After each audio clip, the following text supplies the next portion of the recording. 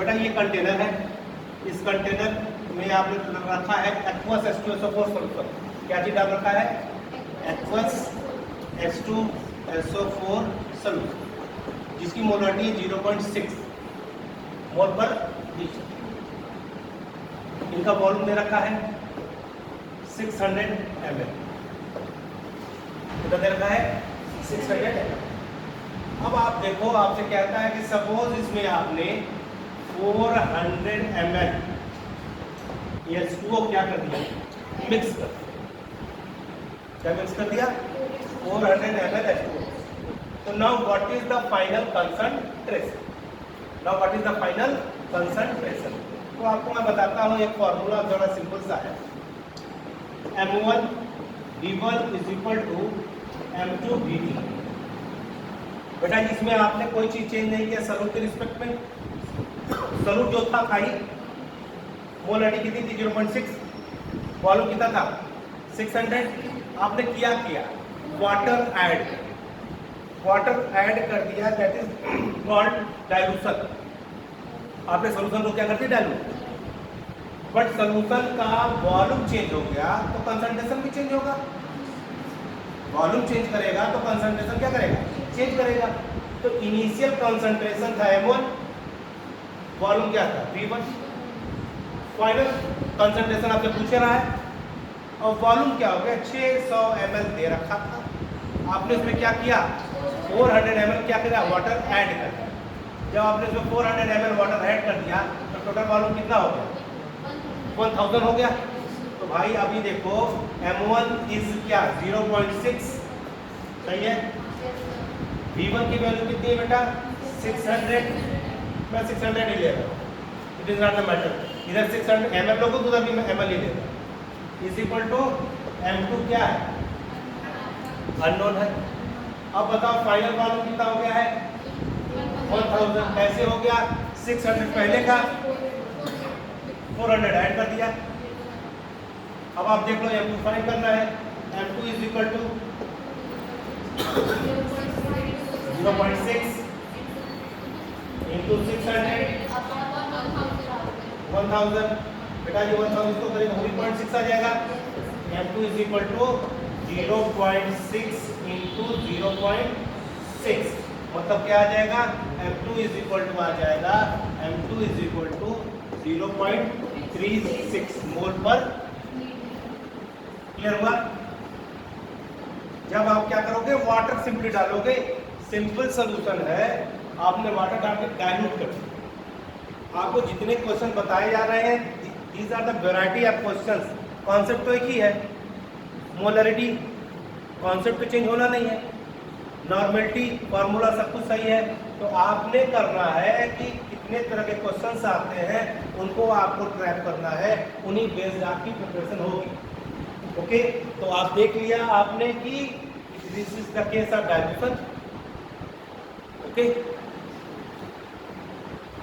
और कोई डाउट? अब देखो, इसी से मैच करता हुआ एक और आता है, इसको कहते हैं क्या? सेम पैटर्न मैंने पढ़ा रखा था पहले भी।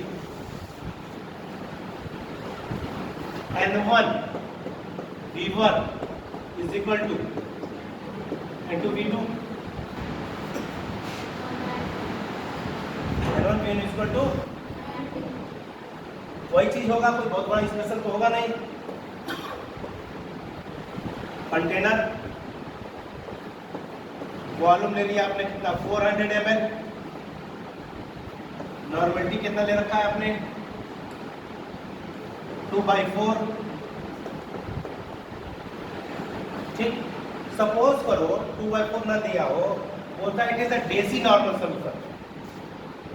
सपोज दैट कहता है it is the deci normal solution. बोलो भाई, 10 to power deci normal solution 0.1, semi means 0.01, deci means 10 to power -1, semi means 10 to power -2। तो डेसी नॉर्मल बोलेगा, इसका मतलब क्या हो गया? 0.1 क्या? नॉर्मल। ठीक, तो आपको दिया रहेगा डिफरेंट डिफरेंट नॉर्मलिटी, तो आप कर लोगे जैसे मैंने यहाँ पे दिया था पहले क्या नॉर्मलिटी इज इक्वल टू 2/1। आपको बोलता है इसमें आपने क्या ऐड कर दिया है 1200 ml H2O, कितना ऐड कर दिया। पूछ रहा है what is the final normality of solution. Solve कीजिए।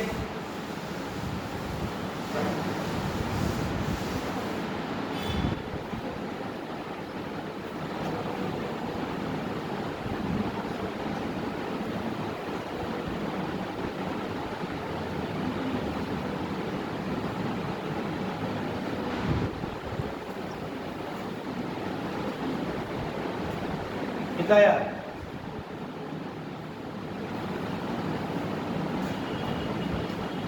N1V1 N2V2 2/5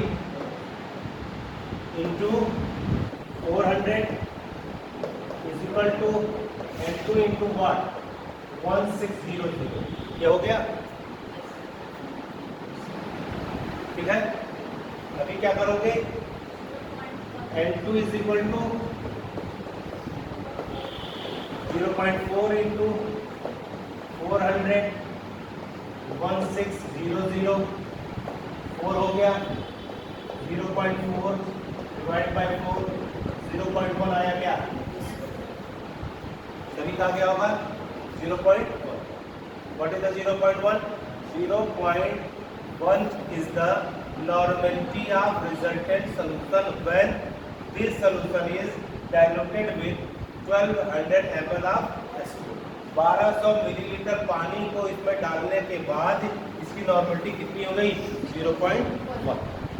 तो बच्चों आपने देखा मोल फ्रैक्शन, आपको लास्ट वर्किंग डे के बेसिस से मैंने बताया M1V1 इक्वल टू M2V2 और अभी बताया N1V1 इक्वल टू N2V2। अब हम लोग स्टार्ट करेंगे नेक्स्ट टॉपिक स्टोइकियोमेट्री। स्टोइकियोमेट्री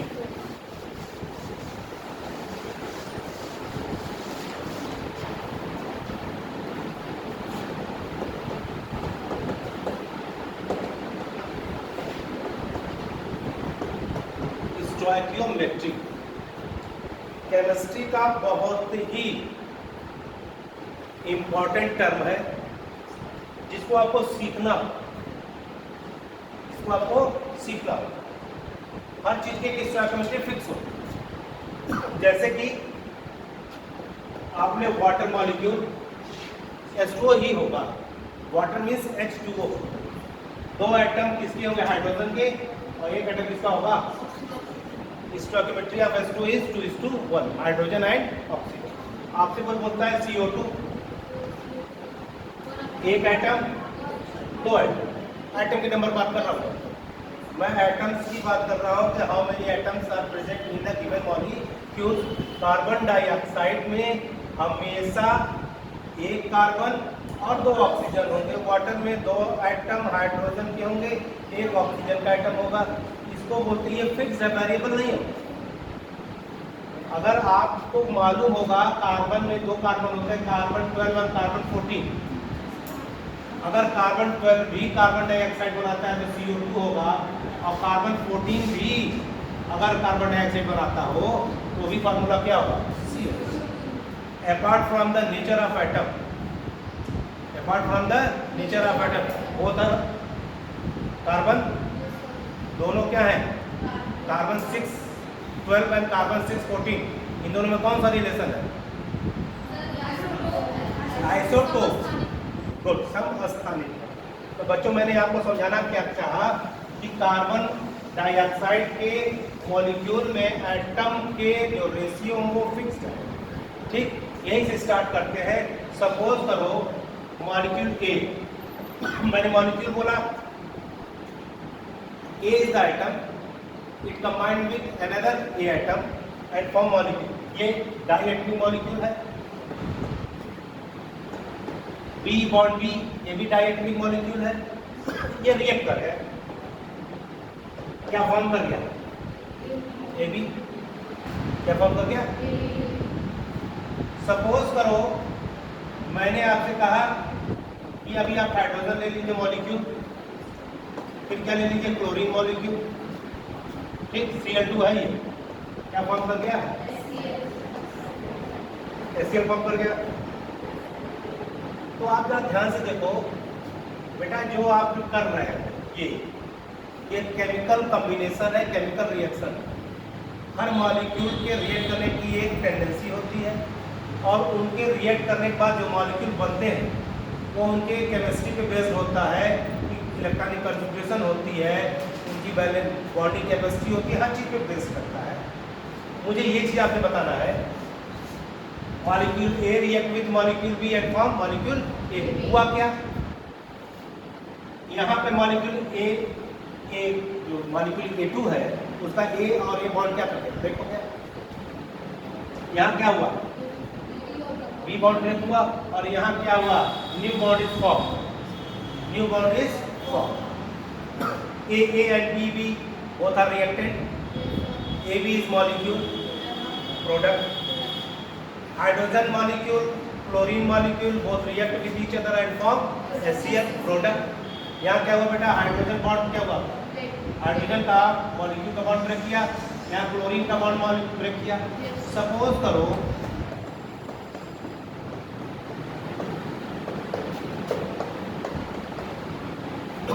ये क्या बन गया, वाटर। भाई यहाँ पे भी क्या ब्रेक कर दिया है, हाइड्रोजन हाइड्रोजन बॉन्ड, यहाँ पे क्या ब्रेक कर गया है, hydrogen oxygen oxygen double bond break, और क्या फॉर्म कर गया, HOH। इन सारी बातों को समझने के लिए एक चीज आपको और समझनी होगी, कंजर्वेशन ऑफ मास। क्या समझ आओगे बेटा, कंजर्वेशन ऑफ मास।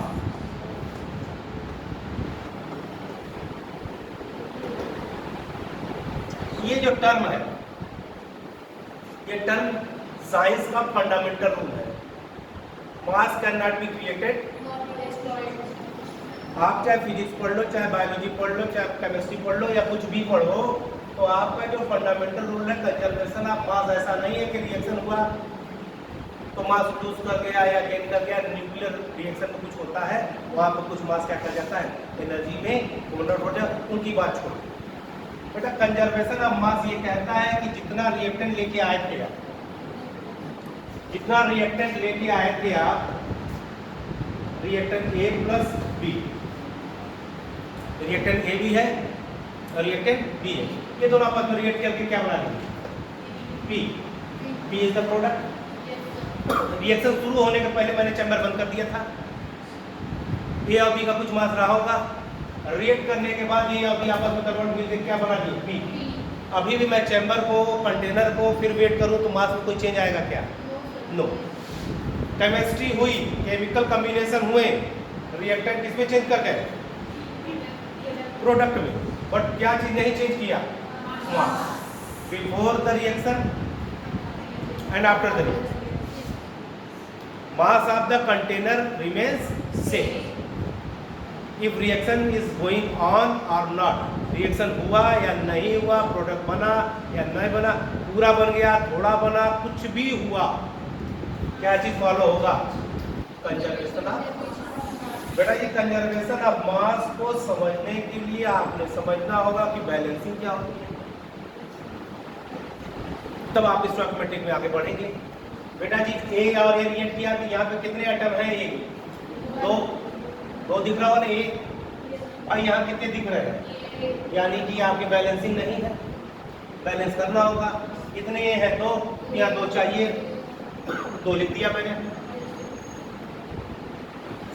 बी कितने बेटा, दो, यहाँ भी दो होने चाहिए, हो गए, एक से मेरा बैलेंस हो गया, एक से मेरा बैलेंस। यहाँ हाइड्रोजन कितने हैं, क्लोरीन दो, यहाँ हाइड्रोजन एक है, दो चाहिए, यह भी बैलेंस हो गया, ठीक।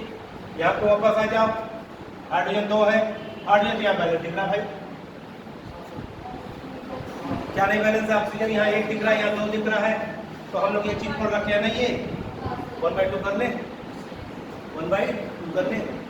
अब बेटा ये देखो, यहाँ से आपने बहुत कुछ सीखा,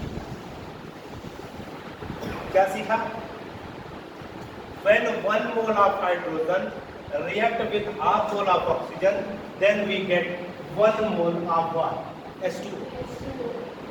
यहाँ हाइड्रोजन हाइड्रोजन के बीच की बॉन्ड ब्रेक हुए, ऑक्सीजन ऑक्सीजन के बीच की बॉन्ड ब्रेक हुए, बट ऑक्सीजन के दो नए बॉन्ड हाइड्रोजन के साथ फॉर्म हुई। Bond breaking and bond formation takes in this process and that process is called chemical reaction or chemical combination। बेटा जी हाइड्रोजन एटम रिएक्शन के पहले भी H था, रिएक्शन करने के बाद भी हाइड्रोजन एटम ही है। एटम चेंज नहीं होते हैं, मॉलिक्यूल चेंज हो गया। आपने यहाँ मॉलिक्यूल लिया था, अभी यहाँ हो गया HCl मॉलिक्यूल। ठीक बात समझ में आता है? मेरी जो सबसे इंपॉर्टेंट चीज़ है इस डॉक्यूमेंट्री समझाने में कि हम लोग जानेंगे कैसे कितने मॉलिक्यूल रिएक्ट किए, कितने ग्राम वेट रिएक्ट किया, क्या बचा, कैसे हुआ, न्यूमेरिकल तो ये आता है ना। फंडामेंटल क्या है आपका? फंडामेंटल ये है कि आपको ये मालूम होना चाहिए कि हमारा रिएक्शन बैलेंस है कि नहीं। अगर हमारा रिएक्शन बैलेंस है तो बैलेंस होगा विद रिस्पेक्ट टू एटम। सारे रिएक्टेंट के सारे मॉलिक्यूल के एटम को आप क्या करेंगे, कंसीडर करेंगे और चेक करेंगे कि बैलेंस है कि नहीं। अब देखो भाई, कंजर्वेशन ऑफ मास पे हम लोग काम शुरू करते हैं और साथ ही साथ क्या करेंगे, बैलेंसिंग करेंगे और सीखते चले जाएंगे स्टोइकियोमेट्री। सीखते चले जाएंगे स्टोइकियोमेट्री। बता कार्बन को रिएक्ट कराया किससे? ऑक्सीजन से। सभी बच्चा जानता है क्या बनेगा? CO। ये तो बेसिक प्रिंसिपल है, आप जानते ही हो। प्रॉब्लम कहाँ से आएगी? क्वेश्चन के फॉर्म में मैंने आपको यहाँ दिया 12 ग्राम, क्या दिया? 12 ग्राम। यहाँ मैंने दिया 64 ग्राम, क्या दिया? बेटा जी जब भी आप ग्राम में रिएक्शन कराओगे तो आपको समझ में नहीं आएगा। याद करिए, मैंने एक बात कही थी आपसे, मोल्स। ठीक, एक मोल्स में कितने मॉलिक्यूल्स होंगे या एटम होंगे? 6.02 × 10⁻²⁰। ये नहीं मुझे देखना है कि ये मॉलिक्यूल ऑक्सीजन के हैं, ये नहीं देखना है कि कार्बन है, ये नहीं देखना हाइड्रोजन है, नाइट्रोजन है, कुछ भी हो, कुछ भी हो, ये नंबर हो। ऑक्सीजन होगा तो बड़ा होगा, हाइड्रोजन होगा तो क्या होगा? छोटा होगा। बट हमसे इससे मतलब क्या? हमसे मतलब है कि हाउ मेनी नंबर। ठीक, मोल इज द, अगर आप एवोगाड्रो नंबर की बात करते हैं, ये नंबर है, ये नहीं डिपेंड करता है कि बड़ा है कि छोटा। मास वेरी करेगा, मास वेरी करेगा, बट इनके नंबर वेरी नहीं करेंगे। अब मैंने आपको दे रखा है वेट, वेट के रिस्पेक्ट में काम करोगे तो आंसर गलत होगा। तो पहला स्टेप है कि आप सारे गिवन वेट को किसमें चेंज करें? मोल्स में। कार्बन को कितने से डिवाइड करते हैं? 1 मोल। यहाँ क्या करते हैं? मॉलिक्यूल है भाई, कितने मोल आ गए? 2। वापस आइए, कार्बन ऑक्सीजन से रिएक्ट करता है। इस रिएक्शन में जरा समझो सभी बच्चा, 1 mole of carbon react with 1 mole of oxygen gas that produce 1 mole of CO2। जो बोल रहे हैं उसमें बने रहना। 1 मोल कार्बन 1 मोल ऑक्सीजन से रिएक्ट करता है, 1 मोल कार्बन डाइऑक्साइड बनाता है। ये बात क्लियर है सभी को? रिएक्शन बैलेंस, इसलिए स्टेटमेंट भी आपका सही है। जो आप यहाँ बोल रहे हो यहाँ फॉलो करो। 1 मोल कार्बन रिएक्ट करेगा कितने से? 1 मोल क्या? ऑक्सीजन गैस से ना करेगा तो 1 से। है कितना उसके पास? 2। बचा कितना? क्लियर है सभी को? यहाँ क्या खर्च हुआ बेटा? 0 बचा। अब आप फिर से बोलो, when 1 mole of carbon react with 1 mole oxygen then it produce 1 mole CO2। कितने कार्बन रिएक्ट किया? 1 मोल। ऑक्सीजन कितना खर्च हुआ? 1 मोल। तो बनेगा भी कितना? रिएक्शन के बाद कार्बन कितना बचा? ऑक्सीजन कितना बचा? 1 मोल। 1 मोल। और how many moles of carbon dioxide form? 1 मोल। अब मोल्स को मैं फिर वेट में चेंज करने जा रहा हूँ। वेट को मैं किस में चेंज करने जा रहा हूँ? सॉरी, मोल्स को वेट में। कार्बन डाइऑक्साइड का मॉलिक्यूलर वेट बता दीजिए। 44। 44 का मल्टीप्लाई करोगे तो कितना आ जाएगा भाई? 44 ग्राम है ना? इधर देखो बेटा, कितने से मल्टीप्लाई करोगे? 32। कितना यार? 32 ग्राम। यहाँ कितना हो गया? 0। जब रिएक्शन कंप्लीट हो गया बेटा तो आप देखो कितना वेट आपके पास बचा। 0, 32 एंड 44 ऐड करिए जरा 32 और 44 को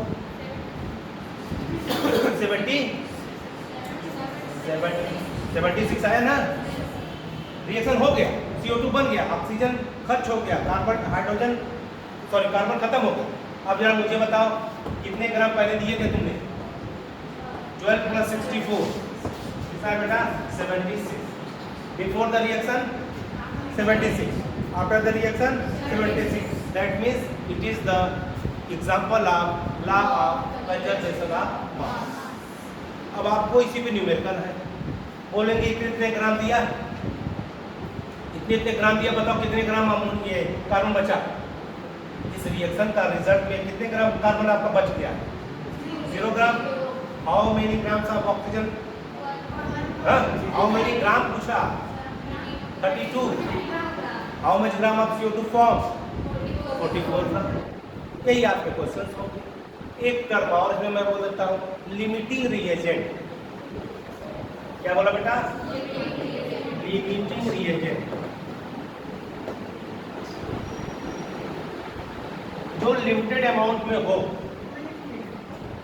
वो लिमिटिंग एजेंट है। तो कौन लिमिटेड था, कौन खर्च हो गया? पूरा कार्बन। इस रिएक्शन के लिए carbon behave like limiting reagent भी सीख लो आप इसी पे आप बैलेंसिंग भी जान गए और आप कितने अमाउंट रिएक्ट करेगा, कितने अमाउंट रिएक्ट नहीं। नेक्स्ट एग्जांपल देखिए।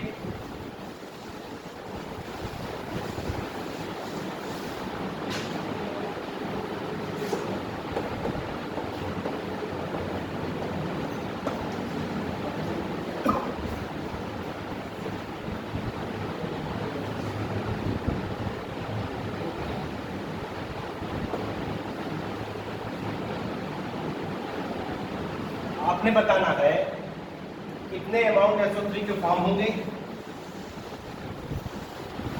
कौन लिमिटिंग रिएजेंट है, और ये दिखाना है कि कंजर्वेशन ऑफ मास फॉलो हो रहा है कि नहीं। सॉल्व कीजिए।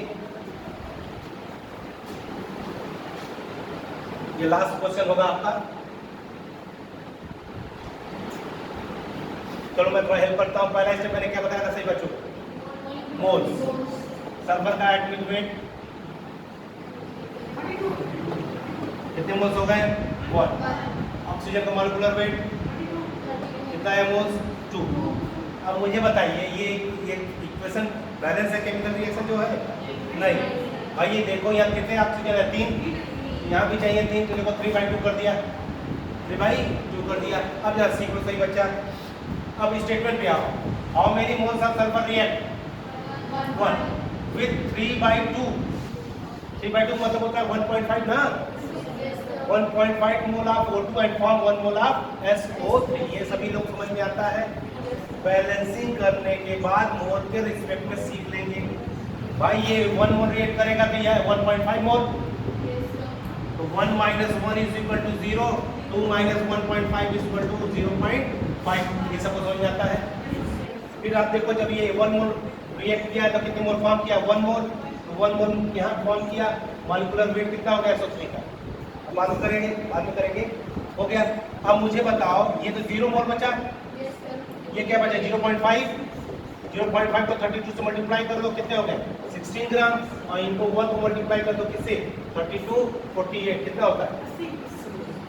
80। कितने ग्राम फॉर्म हो गए बेटा? 80 ग्राम। चेक कर लीजिए शुरू में कितना दिए थे? 32 + 64 दिया था, कितना हो जाता है? 96। ये देखो 32 ग्राम दिया था सल्फर, 64 क्या दिया था? ऑक्सीजन। दोनों का ऐड कर कितना होता है? 96। रिएक्शन होने के बाद देखिए कितना आपका SO3 है? 80। कितना आपका ये है? 16। और ये कितना है? 0। 80 + 16 करोगे कितना हो जाएगा? Before the reaction 96, after the reaction 96। It is the example of law of conservation of mass. Plus कौन कंज्यूम हो गया? सल्फर। जो खत्म हो गया वो क्या कहलाएगा? Limiting reagent. कितना ग्राम ऑक्सीजन बच गया? 16। कितना ग्राम SO3 बन गया? 80। ये न्यूमेरिकल्स आपके आते हैं स्टोइकोमेट्रिक पे। स्टोइकोमेट्रिक तभी होगी जब आपको केमिकल बैलेंसिंग आती होगी। ये बहुत टफ जॉब नहीं है, on the basis of atom आप काउंट करेंगे, कैलकुलेट करेंगे तो ये ठीक। आज के लिए इतना, थैंक यू।